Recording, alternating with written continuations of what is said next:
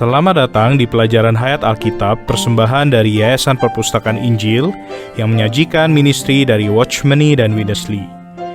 Winnesley melayani Tuhan dengan setia selama lebih dari 70 tahun. Puncak ministrinya adalah penafsiran lengkap seluruh Alkitab yang disebut pelajaran Hayat Alkitab. Hari ini kami dengan sukacita membawakan kepada Anda beberapa kutipan rekaman dari ministrinya bersama dengan beberapa komentar dari kami sendiri. Di akhir program ini kami akan memberikan website di mana Anda dapat mengetahui lebih banyak tentang ministri yang luar biasa dari Watchmeni dan Winnesley. Tetapi sekarang, silakan menikmati terlebih dahulu program hari ini. Selamat datang sekali lagi di dalam pelajaran Hayat Alkitab bersama Winnesley. Program ini dipersembahkan oleh Yayasan Perpustakaan Injil. Pelajaran Hayat Alkitab dimulai pada tahun 1974 oleh Winnesley, yang pada saat itu berusia hampir 70 tahun. Kami sangat bersyukur di hadapan Tuhan karena dapat membawakan kutipan rekaman berita-berita asli dari Saudara Winnesley di dalam program ini. Dan bergabung bersama kita untuk persekutuan hari ini adalah Saudara Aldo. Selamat datang di program ini, Saudara Aldo. Saya selalu senang berada di sini, Saudara Elisa. Saudara Aldo, ada suatu fakta yang luar biasa tentang kitab Roma. Saya harap Anda bisa mengomentarinya sebelum kita bergabung dengan Winnesley pada berita hari ini. Fakta ini adalah bahwa Paulus sepertinya sedang memandang banyak hal di dalam Perjanjian Lama saat dia menulis kitab Roma. Kita tahu bahwa Paulus dalam latar belakang agamanya sangat tekun dan sangat terlatih dalam kitab-kitab suci dan dalam pengajaran-pengajaran yang dia warisi.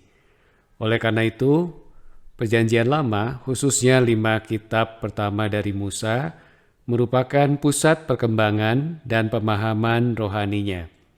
Setelah Tuhan menampakkan diri kepada Paulus dalam penglihatan surgawi dan memanggil dia, Paulus segera merespon panggilan itu.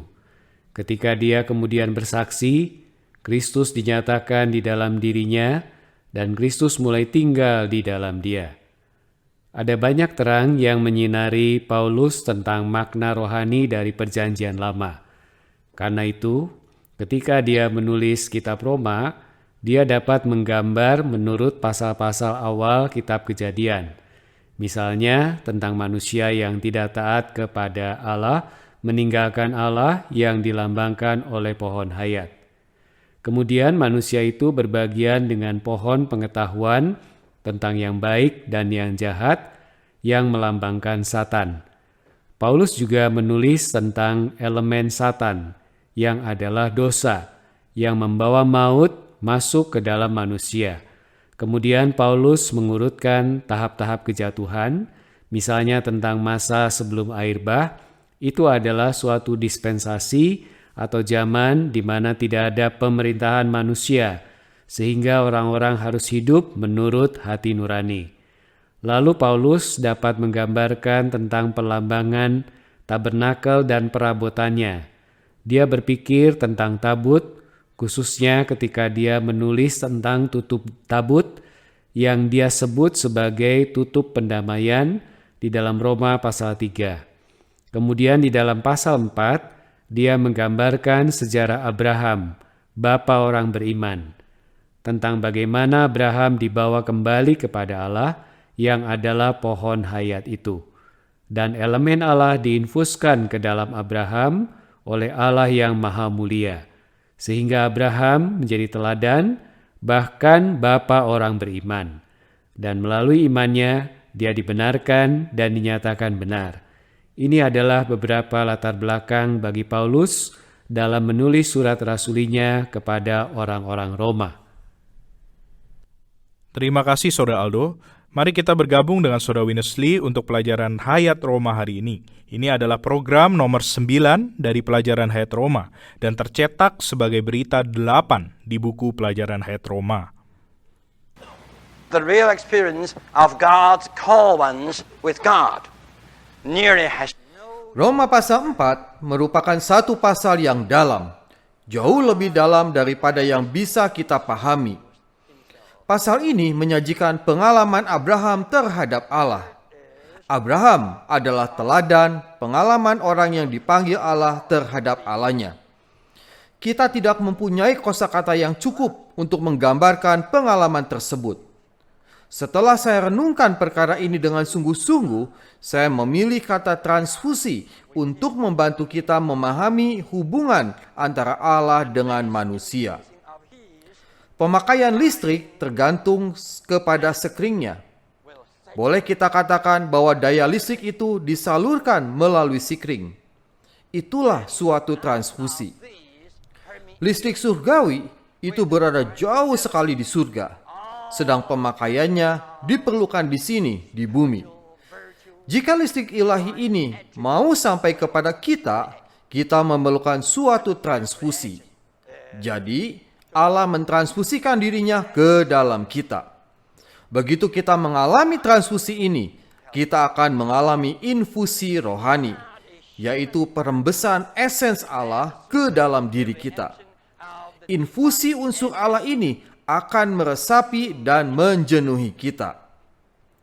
Perembesan ini menimbulkan suatu reaksi. Berbagai pekerti rohani dan atribut ilahi yang ditransmisikan ke dalam kita akan bereaksi di dalam kita. Reaksi yang pertama adalah percaya. Itulah iman kita.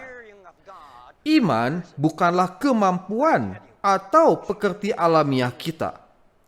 Iman adalah reaksi kita terhadap Allah sebagai akibat dari transfusi diri Allah ke dalam kita dan infusi unsur ilahinya ke dalam kita.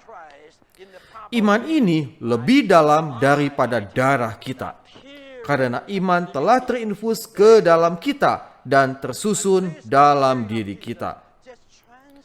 Bagaimana transfusi ini bisa terlaksana? Allah sebagai listrik surgawi datang kepada orang-orang pilihannya. Ketika kita memberitakan Injil Yesus Kristus secara normal, di sana akan ada penampakan Kristus yang hidup. Dan penampakan ini akan mentransfusikan Kristus ke dalam diri manusia. Begitu Kristus mentransfusikan dirinya ke dalam Anda tak bisa melepaskan diri lagi darinya. Anda tak dapat tidak percaya kepadanya. Saudara Aldo, dari bagian yang baru saja dibicarakan oleh Winnesley, bisakah Anda jelaskan mengenai infusi iman? Ketika kita mengalami penampakan Allah, iman diinfuskan ke dalam diri kita seperti pengalaman Abraham. Namun pada Abraham, penampakan Allah itu kan secara fisik dan luaran. Bagaimana Allah menampakkan dirinya pada kita hari ini? Baiklah, mari kita mulai dengan melihat kembali pengalaman Abraham. Pada mulanya, dia tinggal di sebuah kota yang penuh dengan penyembahan berhala di Ur Kasdim. Jadi, dia pasti bukanlah orang yang menyembah Allah yang benar dan hidup. Tetapi di dalam Kisah Para Rasul 7 ayat 2, Allah yang Maha Mulia menampakkan diri kepada Abraham.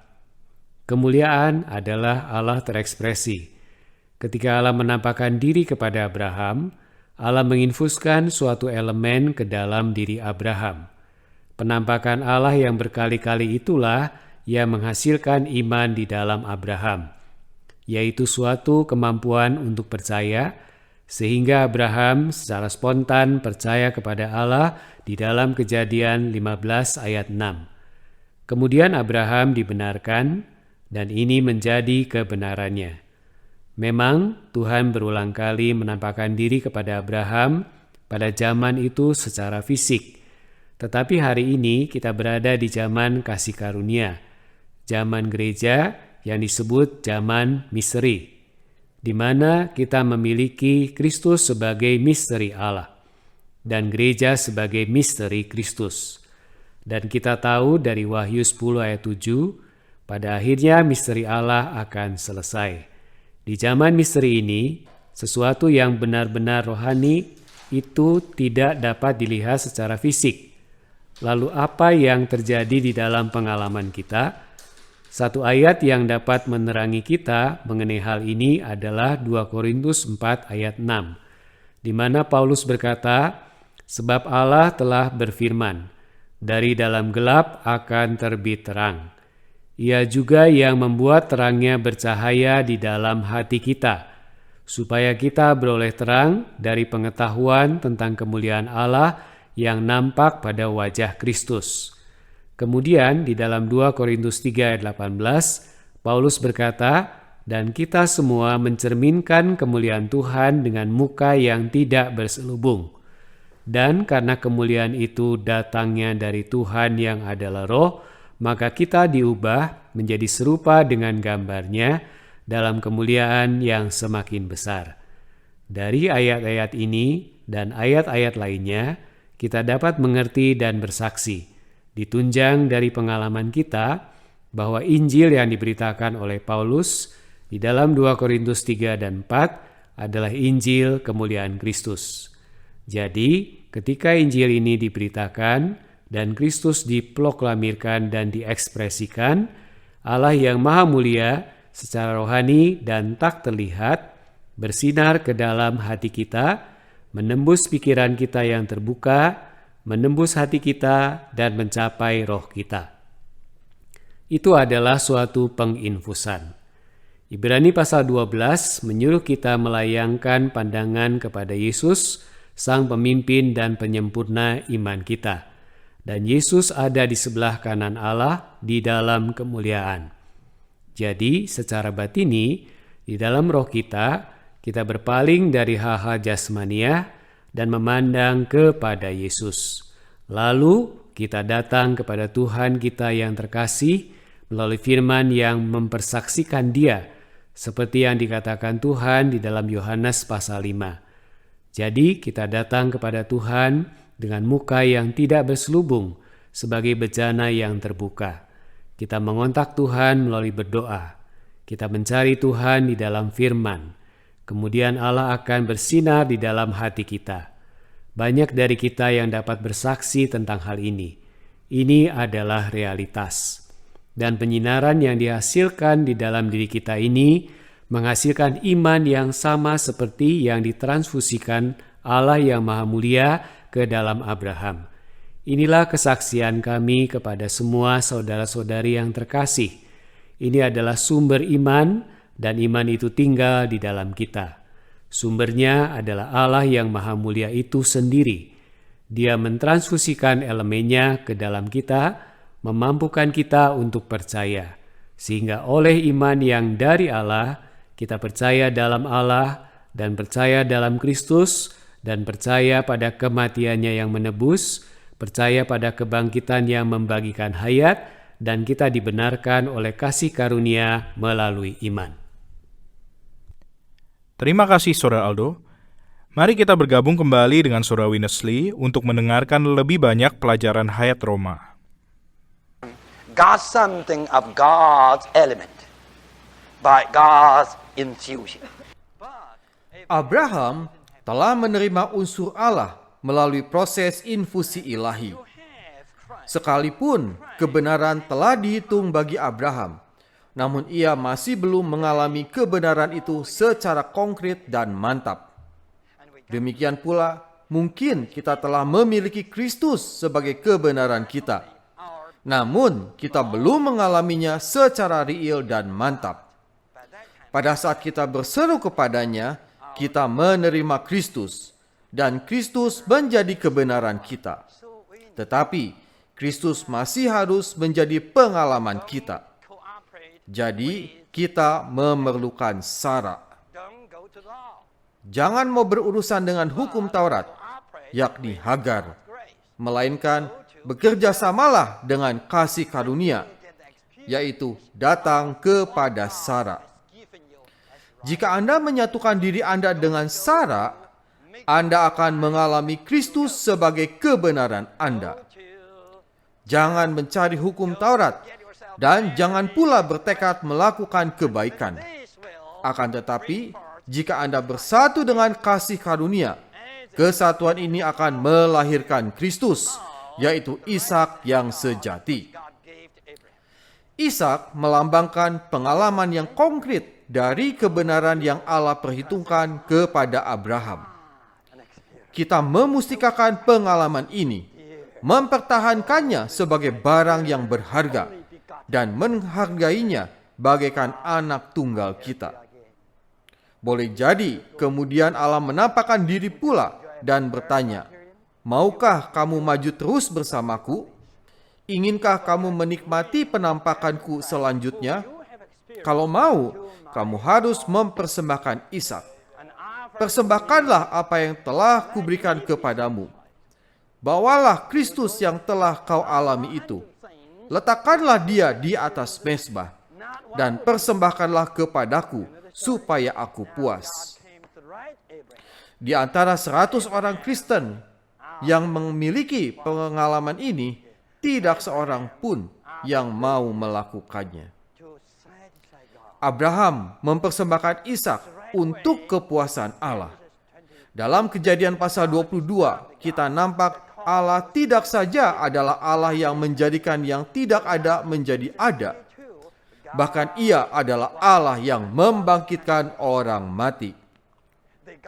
Ibrani pasal 11 ayat 17-19 mengatakan, Ishak telah dibangkitkan dan Abraham menerima Ishak kembali, yakni Ishak yang telah dibangkitkan oleh Allah. Hal ini menghasilkan suatu transfusi, infus, dan peresapan yang lebih lanjut dan lebih limpah dari Allah ke dalam Abraham. Ia menerima bagian Allah sepenuhnya. Allah Bapa ditransfusikan ke dalamnya. Karena itu, Abraham menjadi bapa, bukan saja bapa bagi Ishak secara individu, tetapi juga bapa korporat dari jutaan keturunan yang menjadi kerajaan Allah di bumi ini untuk penggenapan rencana Allah. Baiklah Saudara Aldo, hal ini cukup dalam. Kita akan membicarakannya lebih jauh. Bisakah Anda mengatakan sesuatu tentang bagaimana dalam pengalaman kita, bahwa begitu kita mengalami penginfusan iman ini, kita mendambakan untuk mempersembahkan sesuatu kepada Allah.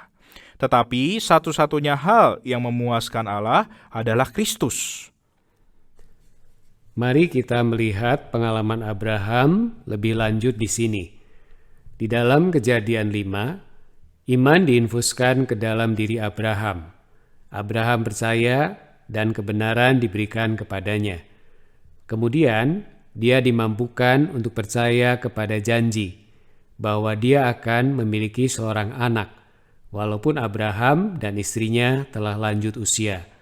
Dan akhirnya Ishak pun lahir. Kemudian setelah Abraham lebih banyak memiliki waktu dengan Allah, lebih banyak hidup di hadiratnya, dan lebih banyak menerima penginfusan, Allah datang lagi kepada Abraham dengan suatu tuntutan kepada Abraham untuk pergi ke Gunung Moria dan mempersembahkan Ishak sebagai kurban kepada Allah. Jadi, iman itu setelah berkembang di dalam kita, memampukan kita untuk bereaksi secara positif untuk merespon Allah yang Maha Mulia dengan apapun yang Dia minta. Respon atas reaksi ini bukan berasal dari hayat alamiah kita, di mana kita ingin melakukan sesuatu untuk Allah dan mempersembahkan sesuatu untuk Allah dengan usaha kita sendiri. Tidak, ini adalah suatu respon yang spontan, reaksi terhadap penampakan Tuhan. Dan sekarang, melalui iman, kita bukan hanya percaya kepada Allah Pencipta yang menjadikan dengan firman-Nya apa yang tidak ada menjadi ada, tetapi juga percaya kepada Allah yang memberikan hayat kepada orang mati, yaitu Allah kebangkitan.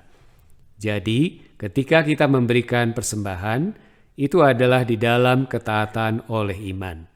Tuhan menghormati iman kita, melalui membuat dirinya sendiri dapat dikenal oleh kita sebagai Allah kebangkitan.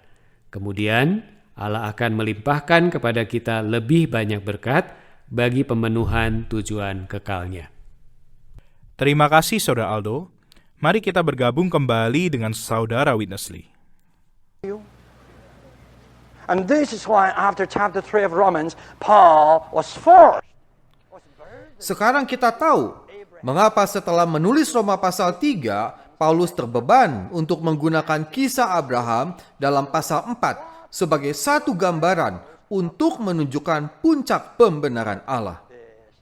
Tujuan pembenaran Allah adalah untuk memiliki satu reproduksi Kristus dalam jutaan orang saleh. Kaum saleh ini sebagai reproduksi Kristus menjadi anggota-anggota tubuhnya. Tubuh Kristus ini kemudian menjadi kerajaan Allah di bumi untuk menggenapkan rencana Allah. Tubuh Kristus sebagai kerajaan Allah telah diuraikan dalam Roma pasal 12-16. Semua gereja lokal merupakan ekspresi tubuh Kristus sebagai kerajaan Allah. Gereja sebagai kerajaan Allah bukan tersusun dari satu Ishak, melainkan tersusun dari banyak Ishak yang telah dibenarkan Allah. Kesemuanya ini merupakan hasil dari pengalaman pembenaran yang subjektif dan lebih dalam. Dalam memanggil Abraham keluar dari Ur Kasdim, Allah membawanya kembali ke pohon hayat. Prinsip pohon hayat ialah bersandar. Prinsip pohon pengetahuan ialah merdeka. Datang ke pohon hayat berarti bersandar kepada Allah. Berpaling ke pohon pengetahuan berarti meninggalkan Allah. Setiap hari dan setiap saat kita perlu bersandar kepada Allah sebagai hayat kita. Kita tidak seharusnya melakukan apapun seturut diri kita sendiri. Diri kita harus diakhiri. Manusia usang kita harus dikerat dan dikuburkan, sehingga Allah bisa menjadi segala sesuatu kita. Kemudian kita bisa berkata dalam realitas, bukan lagi aku sendiri yang hidup, melainkan Kristus yang hidup di dalam aku. Hidup yang sekarang aku hidupi secara jasmani adalah hidup oleh iman anak Allah. Itulah kehidupan Abraham. Sebagai keturunan Abraham, kita sama seperti dia. Kita berjalan menurut jejak imannya dan berada di bawah pekerjaan penjenuhan Allah. Saudara Aldo, di sesi terakhir ini bersama Saudara Winnesley, topiknya adalah pembenaran. Dan kita tahu bahwa pembenaran oleh iman adalah topik utama dalam kitab Roma. Apa artinya bahwa tujuan Allah dalam pembenaran adalah untuk membawa kita kembali ke pohon hayat? Ini adalah pertanyaan yang sangat bagus. Pembenaran oleh iman adalah suatu prinsip yang sangat mendasar. Hal ini adalah kebenaran Injil yang tidak dapat disangkal dan diperdebatkan. Tanpa hal ini, tidak ada seorang pun dari kita yang dapat diselamatkan dan datang ke hadapan Allah yang benar. Tetapi banyak orang yang berhenti hanya pada sisi objektif luaran saja, yaitu kita dibenarkan oleh iman. Kita dinyatakan benar, sehingga dosa-dosa kita bisa diampuni. Kita memiliki hidup yang kekal dan akan berada di dalam kekekalan bersama Allah. Tetapi ini tidak dapat memenuhi tujuan Allah dalam menciptakan kita seperti yang disingkapkan di dalam Kejadian 1 ayat 26-28. Tujuan Allah ini tidak dapat dilaksanakan oleh hayat insani kita atau kemampuan alamiah kita, tetapi hanya oleh hayat Allah sendiri yang dilambangkan oleh pohon hayat. Oleh karena itu, tujuan dan sasaran pembenaran itu bukan hanya supaya kita diperhitungkan sebagai kebenaran, lalu kita diampuni dan kita diperdamaikan dengan Allah, tetapi adalah untuk membawa kita kembali kepada diri Allah sendiri dan untuk mengenal Dia sebagai pohon hayat yang adalah hayat yang kekal. Sehingga melalui hayat ini, kita dapat berkontribusi bagi pemenuhan tujuan Allah. Di dalam Roma pasal 5, Paulus berbicara mengenai pembenaran kepada hayat. Tuhan ingin memberi kita hayat kekalnya yang dilambangkan oleh pohon hayat. Tetapi di dalam Kejadian pasal 3, jalan menuju ke pohon hayat itu ditutup dan dihalangi oleh kerub dengan pedang yang menyala-nyala yang menandakan kebenaran, kekudusan, dan kemuliaan Allah. Semua tuntutan Allah itu harus dipenuhi agar Allah dapat dengan bebas menyalurkan hayat-Nya kepada kita. Tetapi kitab Roma menyingkapkan bahwa penebusan dan kebangkitan Kristus itu telah memenuhi semua tuntutan itu. Dan ketika kita menerima iman melalui penginfusan, kita percaya kepada Allah. Kita dibenarkan di hadapan Allah dan oleh Allah. Maka Dia dapat membuat perkataan Paulus di dalam Roma 5 menjadi riil bagi kita, di mana kita dibenarkan kepada hayat. Dan hayat itu adalah hayat yang kekal, yang dilambangkan oleh pohon hayat. Jadi, tujuan dari pembenaran ini adalah untuk membawa kita kembali kepada Allah sebagai pohon hayat. Sehingga melalui hayat ini, Dia dapat memenuhi tujuannya, rencananya untuk memiliki banyak putra, banyak saudara Kristus yang diserupakan kepada gambarnya.